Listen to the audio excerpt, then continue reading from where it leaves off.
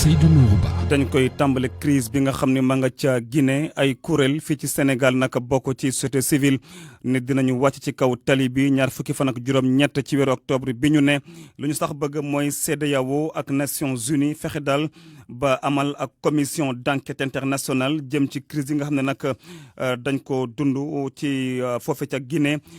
tey nag ñu doon waxtaan wa taskatu xibaar yi ngir naqarlu yenn Amadou Sabax Ba. ay organisation citoyenne ak société civile yu ci mel ne RADDHO Y'en a marre plateforme des acteurs non étatiques ONG 3D FRAPP France Dégage forum social sénégalais ak Afrikajom Center ñoom ñëpp defuk benn say ngir àddu ci li nga xam ne mooy coowal Guinée gi ba tax na rek ñu fas yéene cee amal doxuk ñaxtu ci àllarba bi ñu jëm Abdou Sadikh Niass moo yor seenu kàddu. àllarba le 28 octobre bu ñeenti waxtu jotee ci taxawaay boo xam ne dañ koy def marche boo xam ne dañ koy def dalee place de la nation ba rond point RTS pour ñaxtu li nga xam ne moom la ñu gis ci Guinée. ngir jàmm mën a am fële ca Guinée organisation citoyenne yi ak société civile yi ñu ngi jël ay tegtal di ko jox ki nga xam ne mooy CEDEAO ak organisation des Nations Unies. di tegtal président bi nga xam ne moo nekk en exercice bu CEDEAO ñu gaaw ci lu gaaw taxawal benn sommet boo xam ne sommet CEDEAO la ñu daje. ci seen biir def crise sommet boo xam ne dañ koy taxawal ci wàllu li nga xam ne moo xew ci Guinée. ñi ngi digtal tamit procureur CPI cour pénale internationale nga xam ne commencé woon na sax di ñëw Guinée di fa enquête ci wàllu massacre bi amoon ci stade bi mu gën a enquête ci mbir yi nga xam ne xew na ci Guinée ci temps yi ci affaire troisième mandat bi ñi fi ñàkk seen bakkan ak jalgati yi nga xam ne jalgati nañ ko ci àq ak yelleefu doomu aadama procureur boobu war na ci def enquête te tamit secrétaire général des Nations Unies tam ñi ngi koy woo. ñoom organisation citoyenne yooyu ak ñi nga xam ne ñoo bokk société civile nekk fii ci Sénégal di xam ne coowal Guinée li du kenn ku dul ki nga xam ne mooy Alpha Condé moom mi nga xam ne sax moo bëgg a amal troisième mandat boo xam ne teg ko benn ci yoon ba waral sax doomu Guinée yu bëri ñàkk ci seen bakkan te ñu ngi koy ñaawlu bu baax. Fadel Barro ma nga woon ci waxtaan wi moom nag dafa jàpp ne kii di préfet bu Ndakaaru bu yëkkatiwaat ay kàddu ëllëg war na xalaat bu baax a baax ndax yi mu jot wax dafa jéggi dayo moom mi nag bokk ci Y'en a marre rafetlu wu ko mu sax jàpp ne bu ay doomu Guinée amalee seen i marché fii rek dañ leen war a jàppale.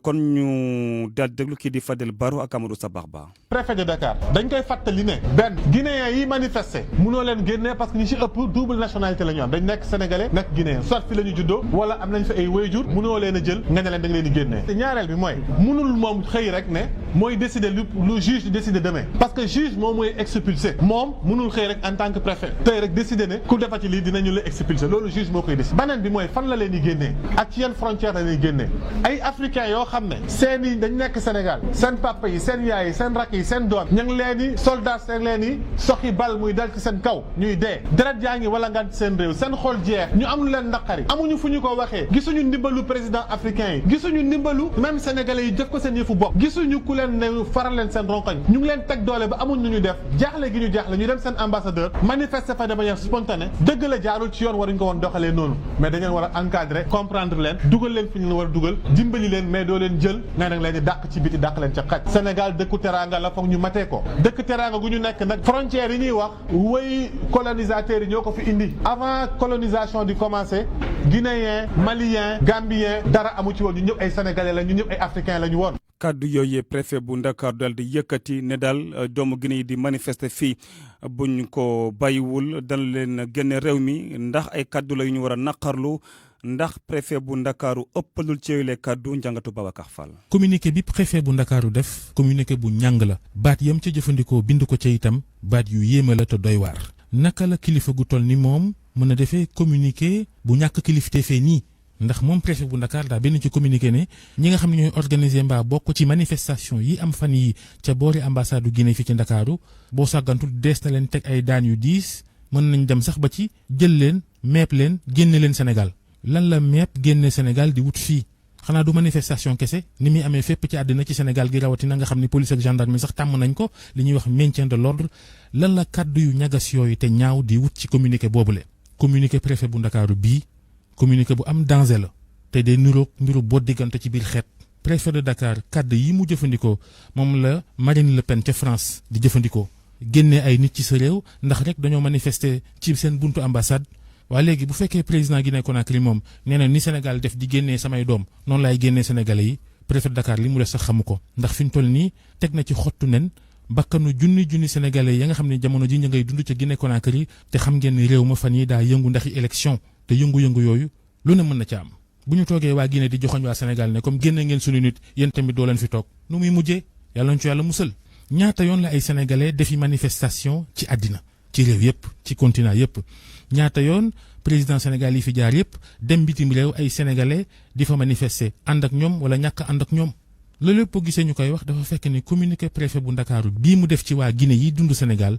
dafa jaaduwut communiqué ak musiba la waaye nag bu fekkente ni moom lii mu bind ci communiqué bi seefam di Aly Ngouille Ndiaye ak ka seef kooko di Macky Sall dañ cee ànd ak moom kon nag bu dee noonu la demee yëf yi gën naa garaawati li ci gën a métti nag mooy ñenn ci askanu Sénégal ci boppam nag ñi ngi leen di seetlu démb ba léegi ci réseaux sociaux yi ñuy ànd ak préfet bu Ndakaaru ci li mu wax moo ne sénégalais yooyu bërki démboo Ndiaye bi président Guinée Alpha Condé laata ñuy sóobu ci seen élection présidentielle yi am dimanche jee moom Alpha Condé bi mu ne tëj na frontière Guinée ak Sénégal ñii ñoo ko doon mettitlu tey yi ñu ànd ak préfet ci lii ku nangul préfet Dakar mu wax lii mu wax ci guinéen yu Sénégal yi nangulal député Alioune Dembourou Sow li mu wax ci mandat présidentiel ak jaasi yi. Babacar Fall Union des forces démocratiques bu Guinée bu FDC bu Cellou Dalein Diallo dina amal conférence de presse ànd ceeg avocat am di maître El Hadji Diouf bu ñeenti waxtu jotee lay doon foofee ca Café de Rome lii di ñetteelu mandat nag doon tey problème ci dundu Afrique lu tax njiitu Afrique yi dañu faral di bëgg a toog ci pouvoir bi lu yàgg naam sax am na yoo xam ne dañ ko caabi ci constitution bi spécialiste maanaam ñu seen xel màcc ci loolee nag ne problème bi mooy ne du ñu am buntu bu ñu mën a génne ndax dañu ragal bu ñu bàyyee nguur gi ñu dal di amee jafe-jafe Mouhamed Talimou Ba. coow troisième mandat boo xoolee bu baax Afrique yëpp la posé wu moo tax ngir ñu am ci solution fokk ñu càmbar yëf yi ca kaw ci organisation sous-régionale yi moo Ndiaye Cissé nekk ci ONG 3D. solution bi dañ ko war a trouver ci lu raw dëkk yi tey jii boo jëlee lu mel ni CEDEAO war nañ ko mën a régler définitivement mu nekk lu ñuy wax benn directive ba nga xamante ne chaque pays membre de la CEDEAO da koy intégrer foofu la ñu war a toll ndaxte dépassé na léegi problème mu benn réew léegi dafa mel ni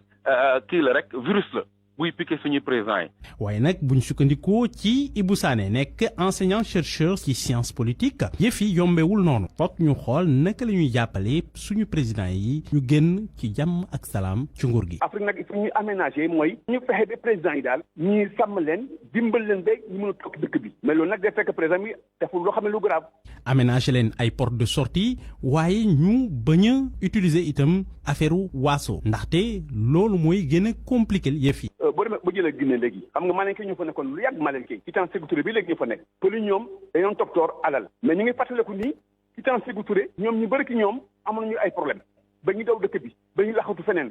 am na ñoo xam ne paas lañu fi léegi nag pël ñu ngi commencé ñëw commencé bëre boo xoolee Afrique pël ñu gën a bëre ñu commencé ñëw ndànk-ndànk boo xoolee li ñu gouverner Afrique léegi xoolal pël ñu gouverner partout léegi gars yi dañu xaw a ragal léegi Guinée ñu xaw a ragal ñu bàyyi yëpp yi pël yi fayu ki ñoom Côte d'Ivoire aussi boo xoolee loolu la Côte d'Ivoire moom bosom mooy ancien président yi fa nekkoon amoon nañu jafe-jafe ak Ouattara ba Ouattara fexe na ba ci suñu nguur gi léegi Ouattara aussi bëggul ñooñu itam ñëwaat encore ci nguur gi ñoom xooxatal leen sonal tam ñeneen ñi te finalement kenn du xam Côte d'Ivoire lu muy nirool. loolu nag mën nañ commencer indi solution yi ci organisation sous-régionale yi ñu waxtaan ci xool yan garantie la ñuy jox suñu président yi su ko defee ñooñu nangu jógee ci bopp réew mi ci jàmm ak salaam. fukki simili ak ñaar moo tegu ci benn waxtu fii ci RFM. pour man RFM mooy rajo bi gaaw ci xibaar yu wóor. RFM xibaar yu wóor te wóor. dañu waxtaanee mbas mi ak tolluwaay wi ci mim réew tey nag am nañu fukki contamination ak juróom-ñaar amul nag kenn ku si ñàkk bakkanam docteur Mamadou Ndiaye directeur de la prévention ca ministère de la santé. ci junni ak ñetti téeméer ak juróom-ñaar fukk ak juróom-ñeenti test yi ñu def fukk ak juróom-ñaar ñoo ci positif yooyu am nañ ci juróom-ñaari cas contact mooy ñi jot ci mbas mi fekk dañoo jaxasoo woon ak ñu yore doomu jàngoro ji am nañ ci ñeent malade yu jóge bitim réew te ñu ngi duggee ci aéroport international Blaise Diagne bu Diass am nañ ci juróom benn cas communautaire mooy ñi jot ci doomu jàngoro ji waaye xamuñu fi ñu ko jëlee wala ki leen ko wàll ñooñu nag seen lim nii la tëddee Dakar Plateau am ci 2 Liberté 6 am benn Parcelles Assainies benn Thiès benn ak Yëmbal am ci benn juróom fukk ak juróom benn si malade yu ñu entré woon hôpital wér nañu bés ni ki tey dinañu génn bu ci yàlla àndee ñeent malade ñoo nekk réanimation benn malade ñàkkul bakkanam bu su démb alxames 2 fukki fan ak 2 ci weeru octobre bi ñu nekk ñeneen ñi des hôpital ñu ngi am tan ci bésu tey dalee ko ci kaa bu njëkk ba Sénégal wàññi na fukki junni ak juróom yu teg juróomi téeméer ak 2 fukk ak juróom si malade ñi nga xam ne jot nañ ci doomu jàngoro ji ci ñooñu fukki junni ak ñeent ak juróom-ñett fukk ak 2 wér nañ si 3 téeméer ak 2 fukk ak benn ñoo ñàkk seen bakkan mu des junni ak téeméer ak 2 fukk ak benn si lalu hôpital yi wala ci loxo docteur yi. lu nag jëm ci cas importé yi ngir ñu moytu ko foofee ci aéroport international Blaise Diagne ministre de la santé nag di oo ñëpp ku ne jàll jël sa responsabilité du rek doomu Sénégal yu faral di jógee biti réew di fi ñëw waaye tamit bépp voyageur daal boo jógee biti réew jël sa responsabilité nga bañ fi indi yooyu les cas importés Abdoulaye Diouf Sarr nag yëkkati yooyu les kaddu ci ab réunion bu jëm ci plan d'investissement secteur santé bi diggante 2020 2024 mu ngi ci micro bi Kaw Mbaye. cas yi ñu ngi wàññeeku mais am na foo xamante ne mu ngi yokk mooy cas importé moo tax monsieur Alioune Sarr ministre du tourisme et des transports aériens ñu waxtaan mu jël benn circulaire daf ne képp kuy dugg Sénégal avant que compagnie aérienne de la embarquer il faut nga am test PCR négatif. mu ne nag le 1er novembre mooy date d'application bi ñu dawalee ñu seetlu ne quand même fan yooyu vraiment cas importé yi gën na yokk ñu ne nag du ñu xaar ba 1er novembre ma waxtaan ak moom ñu ne circulaire boobu daar ñu commencé ko appliquer loolu la ñu décidé bu ngeen gisee donc li xew ku laa dugg Sénégal actuellement il faut nga am test PCR négatif may demandé nag sénégalaises yi ak sénégalais yëpp bu fekkente ne dañuy voyager ñu jàppale ñu si loolu bu baax parce que acte citoyen la nga ne maa ngi dem sama réew mais naa def li riposte bi demandé naa def li personnel de santé bi laaj parce que loolu mooy aar réew mi comprendre nañ ne boo xasee ba ñëw ba aéroport ñu laaj la loolu nga war a embarquer peut-être man na may difficulté cas yu mel noonu danañ ko xool bu fekkente ne laaj nañu xaar leen aéroport def test bi danañ ko def mais nag li ñu demandé mooy compagnie aérienne yi mooy képp ku la embarqué un passager mu ñëw Sénégal da ngay vérifier ndax am na test PCR négatif bon dëgg li ëpp solo sama message mooy appel bi may def voyageurs yi sénégalais ak sénégalais yi surtout ne leen bu ngeen ñëw seen dëkk demandé leen test boobu parce que bu ngeen ko defee rek yéen a ngi aar seen réew yéen a ngi aar seen bopp yéen a ngi aar seen njaboot. Rotary International nag weddina li ñu wax ne daal dafa daal di lëkkaloo ak ay franc-maçon adjoint gouverneur bu boobule district nag di 9101 bu Rotary International ñoom sax dañoo wax ne daal ab kuréel lañu buy taxawu askan wi saa yu amee jafe-jafe Rotary International nag di waajal ëllëg bés bi nga xam dañ ko jagleel lii di poliomyélite ci àddina bi bu nag rafetlu daal ni ñu fexe ba jëla ko ci Afrique waaye tamit bëgg na ñu daal di gën di ñaax askan wi docteur Massaer Ndiaye moo nekkoon tey invité RFM matin ak Babacar Fall. forme sauvage bi moom dem na mooy bii xam ni mooy tax xale yi di nekk ay handicapé moom dañ na mais nag ñoo ngi prudent ñoo ngi jéem a toujours def prévention di continuer di def programme élargi de vaccination bi di vacciner xale yi ba pare nag di veiller à ce que benn virus bi ñuy wax virus dérivé bi xam ni mooy juddu si vaccination ba nga xam ne elle est mal faite nu jéem que vraiment effacer complètement mais pour l'instant daal forme bi xam ni mooy forme sauvage bi moom dañ na kenn dootul handicapé ndax poliomyélite wante nag comme je disais et je répète encore la prévention bi am na solo trop. Rotary pratiquement moo financé vaccination bi rotariens yi ñoo ngi leen di gërëm parce que ñoo doon wàcc ci terrain bi di vacciner xale yi ak les autorités gouvernementales rotariens yi ñoo doon joxe seen xaalis donc mënuñu wax ni su fekkee ni vaccin bi jënduñu ko c'est grâce au Rotary. Rotary ñu leen joxoon yéen say baaraamu tuuma. naan ay franc-maçon lañ loo ci indil comme leeral. waaw loolu nit ñu xamul rek la mooy nit ñoo xam ni suñu xamul rek daal di juger nit ñi xam nga Sénégal moom nit ki suñ ko gisee rek mu am as tuut nu ni franc-maçon la du ñëppay franc-maçon ak nit ñi suñuy dimbalee nu bàyyi nit ñi dimbale nit ñi loolu su fekkee ni loolu mooy franc-maçon de loolu moom bëgg naa parce que man xam naa ni man mii kenn gënuma jàng alxuraan nit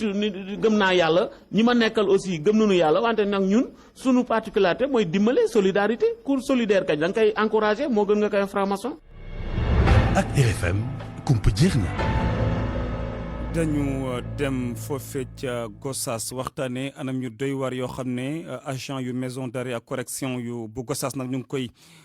dund liggéey bu doy waar ci ay anam yu metti loole sax la observatoire national des lieux de privation de liberté daal di xamle lu ci mel ni ñàkkub ndox ak ñàkkub équipement leeral yeeg suñu ndaw foofee Aminata Goudiaby altine ba léegi observatoire national des lieux de privation de liberté ñi ngi ci Fatick bërëb yu bëri ñu visité ko mu bokk ci bërëbu fajukaay yi commissariat yi ak itam yenn brigade de gendarmerie yi maison d'arrêt et de correction yi itam dem nañ fa waaye bu Gossas la ñu ne ñoom la ñu fa gis dalul seen xel ndaxte agent yi conditions yi ñuy liggéeyee lu bëri daf cee manqué Josette Marceline Lopez Ndiaye moom mooy observateur national des lieux de privation de liberté. administration bi war nañ leen dimbali pour seen liggéeykaay gën a am appareil yu baax ak yëpp daal leen di faciliter seen liggéey ordinateur ay lampe yi parce que kaso bi dafa nekk en pleine obscurité foofu amul lampe alors que maintenant am na ay lampe solaire yi nga xam ne mën nañ leen ko def pour ñu bañ nekk ci lëndëm bi ndox bi amul ndox courant. Seynabou Gueye moom mooy gouverneur bu région bu Fatick. moo tax it ñu yaakaar ni tey jii buñ leen renforcer yokk seen moyen tey jii la ca Gossas teewul nag administration pénitentiaire surtout inspection bi am na tam ay projet yu mu nekk ndax fosse septique yi waxoon nañu dinañ ko defal am na projet. observateur national des lieux de privation de liberté mu ni li nga xam ni moo di xoñoñal ak métital képp kuy détenu mi ngi dellu ginnaaw bu baax a baax ndaxte nee ñu détenu yi ñaxtuwuñu ko benn yoon. kenn ci ñoom waxuñu daal lu nga xam ne gaañ nañu waa administration pénitentiaire dañu wax lu rafet rek ñu ne dañuy lekk bu baax. dañuy tëdd dafa baax. seen ay activité nag ñi ngi ko fas yéene jeexalee ak defal ay session de formation ñi nga xam ne ñoom ñoo di force de l'ordre yi mu bokk ci garde pénitentiaire yi douanier yi gendarme yi ak itam policier yi Aminata Goudiaby Fatick RFM. jën ni mu ñàkkee ci Sénégal fan yi nag moo jaaxal kuréel bu ëmb nappkat yi artisanaux ñoom nag li ñu sax bëgg gannaaw ba ñu amalee seen assemblée générale mooy daal ministre bu yor napp mi dakkal di joxe licence de pêche yi ñu ci oo tamit nguur gi ci lu jëm ci ni nu mel ñu déglu nag kii di Ndiago Diop yoxante seen i kaddu. mu am genn kuréel gu juddu bërki démb ñu naan ko kap taxaw ne mook INAPAS ñoo lëkkaloo ñun ñu ñëw taxaw di leen xamal ne loola kap wax dara amu si ndax li ñu naqari kaba ñu koy teg ndax pêche industrielle man la ànd ak pêche artisanale géej la ñu yaakaar suñu géej gi ñu yaakaaroon di si dem géej genn wàllu géej gi yëpp def nañ ko ay parc def ko ay réserve zone bi nga xamante ne ñun fa la ñu war a dem di fa pêche ñoo bato yi ñoo fay jaxasoo ñu signal nangami bato ay licence si géej gi ba géej gi ay jën amatu suñu doom yaa ngi di def immigration clandestin te dara warul ko lul géej gu ñàkk ay jën moo li lan moo waral ñuy def immigration clandestin jaay nañu suñu géej gi ba mu jeex takk amatuñu lu ñu napp mool moo fi gis ay bor la gàddu ñii aj nañu seeni gaal ñii jaay nañu seeni gaal c'est parce que lan géej gi amatul jën ñu ne kenn du ko wax am kuréel gu juddu bërki démb taxaw di def ay déclaration ci télé yi ne géej gi amul benn problème kuréel gu ngeen fi dégg ne ñoom dañuy défendre pêche ginnaaw INAPAS seen poste rek la ñu taxawal soxlaw ñu dara ministre bi loolu mu defar suñu géej état bi jóg jox ñu ay comprimé xaw ma ay CA 5000 la ñu jox dinaa defar bër bi d'ici une semaine léegi ñu dugg a weer gisaguñu dara signature dafa yomb big diisul papier blanc yomb na bind xaatim rëdd ko. ñu waxtaanee coow ci wàllu suuf ca Ngéñeen baykat ak sàmmkat bu boobule gox daal ñoom ñu ngay naqarlu ni ñuy caxatee suuf su toll ci 100 hectares ñu jàpp na nag ab société bu ñuy wax Prométhène ñoom ñoo ko fay amal ñu ci nag o njiitu réew mi mu fexe daal ba dakkal liggéey ba ci boobule bërëb tey ñu amoon seen sitting Abdourahmane Diallo.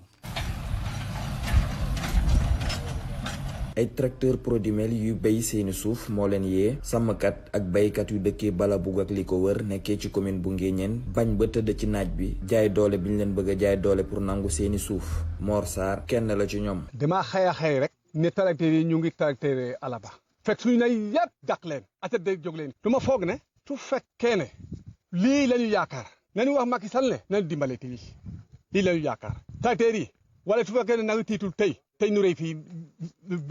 wul mu téeméer nag xam nga loolu baaxul. sàmmkat yooyu ak baykat yooyu dëkki Nguéniène bëgguñu benn yoon projet Prodimel bii ci seeni téeméeru hectare ñuy ñaax njiitu réew mi mu dal ciy wax teel balaa lambaay di ñaaw El Hadj Ndéné Ndiougal mooy njiitu sàmmkatu Balabug yi. kon dina métti ndax duñu ko nangu tey duñu ko nangu ëllëg duñu ko nangu de nañu arrêté seen liggéey ba ñu jot kayit mbaa ñu jot kayit waaye bu ñu fekkee ne loolu la ñu yaakaar duñu leen bay de duñu leen bay tey duñu leen bay ëllëg man de ne jógul président éleveur maa ko wax. weer bii ñu génn ci bërëb boobu ay xeexu yu metti amoon na fa amoon na ci ñi ci am ay gaañu gaañu ñenn ñi sax ñu tegoon leen loxo. RFM Mbour Abdourahmane Diallo.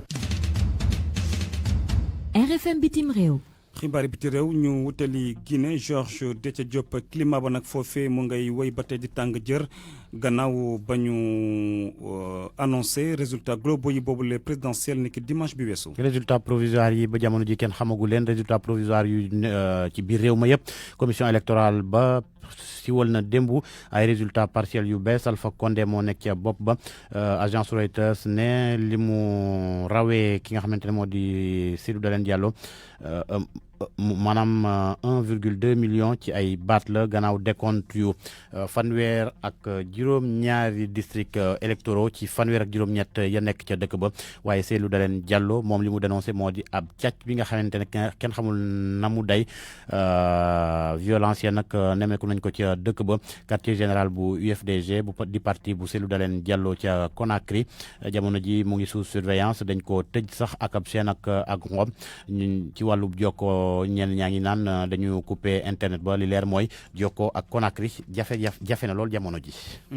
ñu wutali Burkina Faso foofu itam conseil constitutionnel ba wala ñu des ba tey ci Côte d'Ivoire loolu nag pouvoir bi ak opposition bi dañoo déggoowul dara ci lu jëm ci composition maanaam ni seen i tëddee foofee. opposition bi dafa gantal proposition yi nga xamante ne gouvernement bi defoon na ko ngir ñu xoolaat commission électorale indépendante ba PDCI FPI demuñ sax démb ca ndaje bi nga xamante ne wool nañ leen ci ca primature kuje gi maintenir kon mot d'ordre de désobéissance civile am woo itam ñi nga xamante ne ñoo di waa CEDEAO ñuy wéyal seen i médiation ci crise ba foofu ca Côte d'Ivoire sànq sax ki nga xamante ne moo di secrétaire général bu mbootaayu xeet yi di Antonio Guterres moom daal mu ngi ñaawlu ay violence yi nga xamante ne nemeeku nañ ko foofu ca Côte d'Ivoire. ñu waxtaanee tamit foofu ca Burkina Faso conseil constitutionnel ba nag dafa daal di fësal ni ki démb liste bi nga xam daal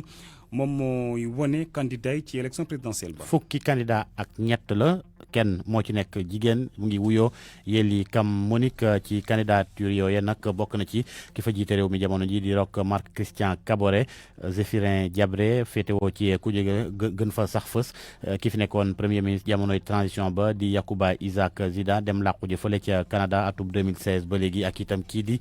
Kadri Désiré Ouédraogo nekkoon njiital commission bu CEDEAO Aruna Kindo moom bokk ci mouvement des intellectuels pour le développement te bokkoon ci liste provisoire bi dañ ko mujjee recalé ndax munta fay ndax fayut caution bu ñaar fukki million ak juróom élection présidentielle ba foofu ca Guinée ca Burkina ñaar fukki fan ak ñaar ci weeru novembre lay doon. ñu wutali Mali fi ñu gën a jege armée bi nag daal dina nanguwaat lii di Farabougou foofee nga xam ne jihadiste fa nekkoon. armée bi ci wàllu boppam moo ko xamle te ñu ne vice président bu transition ba jamono ji di colonel Assimi Goïta moo jiite woon opération ya sooda ci am. ñaari ayu bés ngi nii nag askan way yeewoo ca Farabougou nag nekkoon ci ab guuta ci loolee dañu gisoon ni ay nit yu yoroon ay ngànnaay ñoom ñoo leen wëroon ñu jàpp leen sax comme ay jihadiste ci gox boobee nga xamante ne mi ngi toll ci 400 kilomètres ca bët gànnaar bu Bamako ñu gis tamit ni ñooñee ña nga fa woon depuis mardi juróom-benn fan ci weeru octobre gi leen ñoom nag dañoo rek daal di ñëw yor seeni ngànnaay duggoon ci benn foire hebdomadaire ca noonee sax nañ fa daal di tegee loxo lu toll ci 20 nit naka noonu itam ñu daal di teg loxo ci gox woowee daal di baare yoon wi aljuma ga ca topp nag askan way doom yeewoo ca googule gox di Farabougou ñoom bu dama bëggoon na daal di ñëw dimbali seeni mbokk waaye ci noonee nag nañu daal di dalee ci benn ndëgg sërëx ba juróomi nit ñàkk ci seen bakkan ak lu toll ci fukk ak juróomi doomu aadama yoo xam ni jëlee nañ ci ay gaañu-gaañu mu di ab situation goo xamante ne nag metti woon na loolu ci autorité yu yees yi yu Bamako yi rawatina sax militaire yi nga xamante ne ñoom ñoo defoon coup d'état ba ca Bamako altine nag fukki fan ak ñaar ci weeru octobre ministère de la sécurité moom nag daal dinay xamle que ni daan ñu jël ay matukaay ngir daal di indi saafara ci situation googule waaye nag opération militaire bi nga xamante ni dañ koo dippee woon Farabougou Kalafia maanaam delloo jàmm ca Farabougou ci làkkum bambara ñu ngi ko daal di lancé officiellement fukki fan ak juróom ci weeru octobre bu ñu sukkandikoo ci forces armées maliennes bi ci communiqué boobee sax si doon xamle ni Farabougou daal dinañ koy libéré ñaar fukki fan ak ñaar ci weeru octobre gi. ca République démocratique du Congo moom Félix Tshisekedi dana wax ak askan wi ab discours lay doon tey ci ngoon jamono ji nga xamante ne tension nemeeku nañ ko digganteem ak premier ministre am loolee gannaaw bi ñii di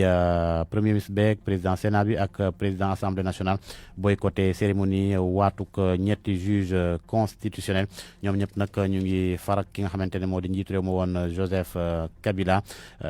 ñoom nee nañ ni ñu ñu tabbee juge yooyee jaarul yoon tënkuwul ak constitution ci li bi lañ koy jeexale ñi nga xamante ne ñoo fay xeex xatim nañ ab déggoo ci wàllu cessez-le-feu permanent bi nga xamante ne ci saa sax lañ koy commencé appliquer gannaaw ay waxtaan yi nga xamante ne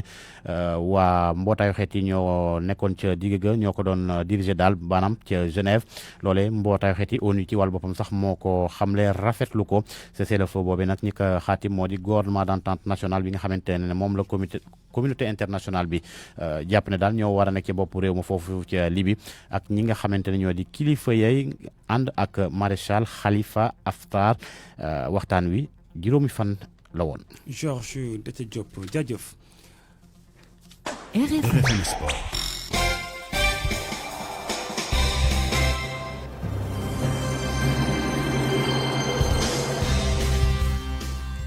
tàggat yaram Cheikh Tidiane ma nuyuwaat la. dellu di la fay Seydou Nourou. ñu wutali Brésil foofu nag dafa mel ni kii di roi Pelé tey lay am joxam ñetti fukki at. waaye dafa daal mel ni foofu ca Brésil daal ba tey li mu defoon kenn mënu ko fa jëlee. duñu ne sax Brésil waaye àdduna. la mu jot a def ci football ba tey kenn fàtteew ko ba tax na ñi ko fekkewul sax ba jamono gii ñu ngi leen koy nettali jaloore ki nga xamante ni moo di Pelé ñaan seg so da jam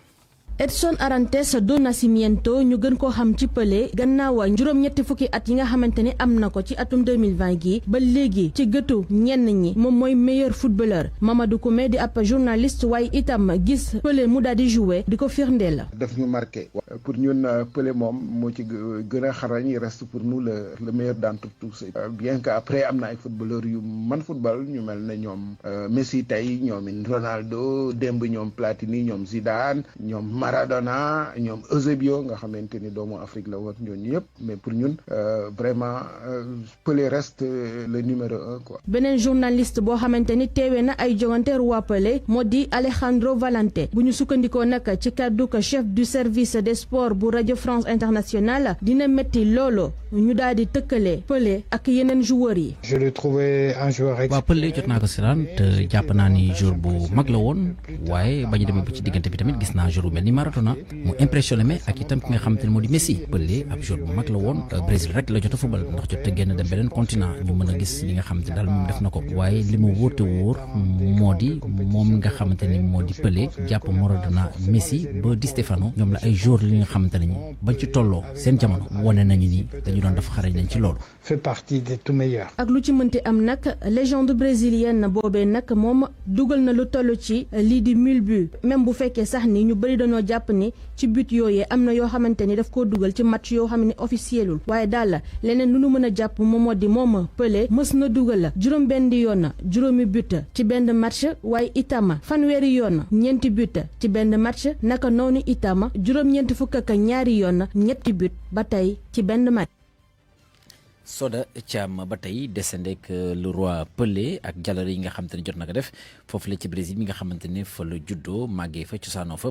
daanaka masu fa génn ngir daal di jouer ci Europe waaye teewul ba tey moom bokk na ci ay joueurs yi nga xamante ni ba jamono gii ñu ngi leen di lim donte ay joueurs yu mel ni ay ñoom Neymar ak ñoom Ronaldinho ak ñu ni mel am na ay jàllale ba tey ñu ngi koy def na ci ànd ak suñu ndaw buy toogal foofu la ci Brésil di Toubam Ndiaye. ba Pelé jëlee coupe du monde en 1970 Pelé boobu la def benn record boo xam ne ci histoire football kenn du ko mën a génne te hégémonie bi mu am ak équipe nationale aussi kenn dootu ko jël parce que Pelé nekk na 3 fois champion du monde avec Brésil. Pelé nag référence la fii ci Brésil malgré plus de 1000 bi yim dugal Pelé musul jouer en Europe ci benn équipe musul jouer stade bu ñu naan Wembley nga xam ne moo gën a gande ci àddina bi moom ak Maracanã fii ci Brésil ba pare aussi Pelé musul doon capitaine du Brésil et malgré cela Pelé référence la ñëpp xam nañ ko ci àdduna bi prestige am nag fexe na ba arrêté benn guerre c'était au Nigeria en 1969 ba Santos ci def tournée en Afrique de l'Ouest biñ jaari sax Dakar au Sénégal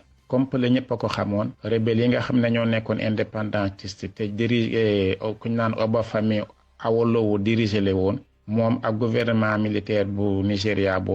à l'époque ñoo defoon benn accord ñu def cessez-le-feu pour bàyyi nit ñi nga xam ne dañoo bëgg football pour dem sa stade ba seetaan Pelé ci Benin City loolu moo tax ba léegi Edson Arantes Nascimento ñu koy wax Pelé mu ne Pelé est immortel. mu ngoog déet bopp Ndiaye ñu waxtaan ni li ñu tàmbaliwaat championnat yi ca Europe am na sax ay match yoo xam ne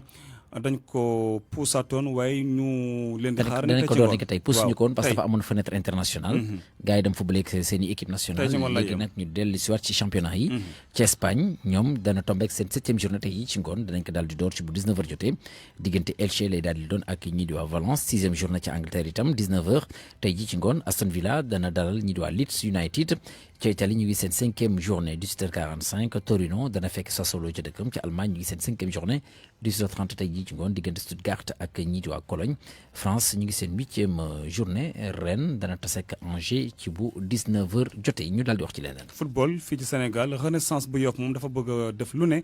ba demat ca Ligue 2 saison bu ñu dëgmal. waaw ñoom jamono gi ñuy wax ak yéen ñu ngi ci National 1 bi nekk ci 3e division seen bébét nag moo di fexe ba am ndam daal di yéeg ci li nga xam te ne moo di Ligue 2 bi ba tax na jamono gi daal ñu ngi jublu ci liggéey bi dañ si ànd ak seen njiit di seen président Ndiambé Diop ci waxtaan nga xam te ne jot ko seq ak ñun. li nga xam ne ni mooy suñu bëgg-bëgg cette année mooy ñu am 30 joueurs yi nga xam ne ni mooy joueurs yi gën si Sénégal fépp foo xam ne ni nag mën nañ ko jëlee si Sénégal incha allah dinañ fa dem si wàllu woowu loolu moo tax ñu bëggoon organiser ay tests. Le 26, 27, 29, 30 mais Stade Pikine dañu wax ne dafa am indisponibilité loolu moo tax ñu reporté ko jusqu'à une date ultérieure waaw année bi pour ñun mooy année bi baax bi parce que quand même ñi nga xam ne ni mooy suñu autorité ñu ngi ñuy jàppale di ñu accompagner ki nga xam ne moo si njëkk mooy le maire Abdoulaye Diouf Sarr gazon bi nga xam ne ni gazon synthétique de nouvelle génération stade bu bees bi nga xam ne moom la ñuy def Yoff te gazon bi ñu réceptionné ko ba pare yaakaar nañ ni stade bu bees bi vraiment Yoff dina dem place am te place su Yoff mooy Ligue 1 parce que foofu mooy fi nga xam ne nii donc Yoff foofu mooy place am incha allah am nañ yaakaar ne daal année bi mooy année bu baax bi bu soobee yàlla suñu ambition yépp mooy yéegal équipe bi en Ligue 2 et incha allah fii ak 2 ans ñu yéeg à Ligue 1 nous avons le potentiel nous avons l'accompagnement de l'ensemble des autorités de Yoff. voilà kon boog Alaaji yaakaar naa ne fii la ñuy daal di yemale xibaaru tàggat yaram. jaajëf Cheikh Tidiane Diagne. Universel Pousse ak seen kénkéeri AAD Abdou Alima Diop ñoo leen di may li ci yéenekaay yi. dañ ci ànd ak Mamadou Mouhamed Ndiaye. jërë ngeen jëf coowal suuf yi ci réew mi moo newoon coow ca ndajem décentralisation gi président Macky Sall woote woon démb Soleil national nañu waxtaane nañu ko fa bu baax a baax ba njiit réew mi Macky Sall sàkku ci njiital goxee goxaate ñu xool bu baax a baax anam yi ñuy doxalee ci suufas réew mi Vox Populi nañu président wax na démb ne fi ëpp ay risque ci réew mi ngir fit nag coow am fi moo di ci coowal suuf ne bés bu nekk dana jot ñaar fukki dossier jàpp juróom fukki dossier yoo xam ne la cay nekk moo di coowal suuf ju mën a jur fit na ci réew mi Walf Fadjri nañu moo taxit démb ca ndaje mi ñu jagleeloon wàllu décentralisation Macky Sall wax nag éli locaux yi waas na leen na leen Sud Quotidien ne ko moom kay bàyyilu leen dara mboolem lu mu leen bëggoon a wax ci anam yi ñuy doxalee ci suufas réew mi ak it permis de construire yi ñu joxe te jaaduwul Macky Sall bàyyilu leen dara maire yi nga xam ne jàmm lott na ci ñu wax leen dara ñu jëfe ko mu di ay maire rebelle Macky Sall xamal na leen ne ngir autorité état bi sax intégrité territoriale am ci réew mi jàmm am ci réew mi loolee duñu nangu xat di ci damm libération nañu Macky Sall da doon waar maire yi ci réew mi La Tribune ne ko xoqatal leen ak dànkaafu leen kay la doon def magam waar leen nee na leen na ngeen xam ne li gën a gaaw ngir taal réew mi moo di coowal suuf te dossier yi ma ci jot bés bu yàlla sàkk jéggi na dayoo dana yegg ba ci juróom fukki dossier ci wàllu suuf yu ñu may jugal ci sama kanam bés bu yàlla sàkk Le Témoin bind ne Macky Sall dellu na dëggal démb ak kilifteefam ci kanamu maire yeeg ci kanamu président conseil départemental yi Le Quotidien yu mujj gi ñoom wàccal leen mu di Macky Sall mi jiite réew mi ak rakk ja Aliou Sall mi jiite association des maires du Sénégal ñoo desoon ca wax ja ndax bi président dee sëkkatal élus locaux yi ak di leen tiiñeel ci ni ñuy doxalee ci suufas réew mi ba di leen wax ne ab maire ci gox waru faa nekk rek ku ñëw mu daggal la suuf yéene kaay bi nañu ci la ko Aliou Sall tonto ba di ko xamal ne nii ñuy sajjee xeef maire yi ak di leen di stigmatiser ci mbirum suuf doonu lu leen di dimbale lise ko ne ko boole ko kit leeral président Macky Sall ne ko maire yi mënuñoo jóg rek di jaay suuf si te amuñu ci ndigalul administration territoriale bi wala centrale bi la xewoon démb ca centre conférence Abdou Diouf ba ca Diamniadio journal La Sénégal mi ngi ko tënk ci yetti kàddu mu di Macky Sall mi ngi waar ak di yedd maire yi Aliou Sall di leen tubayul bay tuumal agent yu état bi chef de l'état di Macky Sall Vox Populi bindal ñu ci xëtamu njëkk ne mi ngi bàkk boppam ak di kaño mbii fa foore na Abdoulaye Wade ak Abdou Diouf njaay cekki leen te tudd leen neen leen man Macky Sall Sall su ma nee lii la ñuy def bu kenn munta nekk man li may def dama koy def boole ko ki firnde fi réew mi tollu tey ak ni mu mel wute na lool ak ni mu meloon fukki at jàpp fukki at ak juróom ci ginnaaw source waa nañu Macky Sall bu taxawee di dal ci kaw éli la koy ndax waxi suuf da leen a yab rek ne coowal suuf lu am ci réew mi rek ñoomu neen la li ko dalee Kaolack ba Louga jaar Kër Sambakan Thiamène Pass Guédiawaye Pikine Sindia Ndingler Dougar ba Tivaouane foofi dégg coowal suuf rek ñoom ñi ci mois présidentiel gi la moom mi jiite mois présidentiel gi di Macky Sall l'observateur mi ngi ñuy baaxe ay dogal yu mu jël ngir yaxanal koppari réew mi